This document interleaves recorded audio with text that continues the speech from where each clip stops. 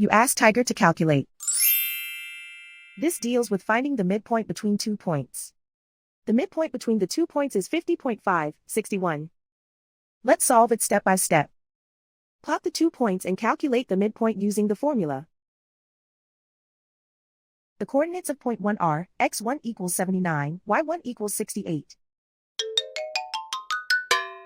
The coordinates of point 2 are, x2 equals 22, y2 equals 54. PM represents the midpoint of the 2 points.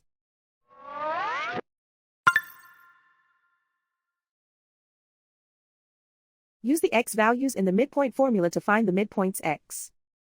x1 equals 79. x2 equals 22.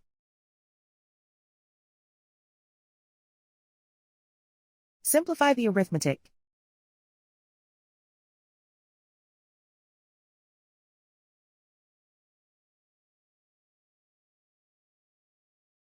Use the y values in the midpoint formula to find the midpoints y.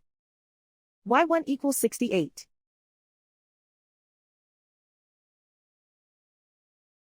y2 equals 54. Simplify the arithmetic.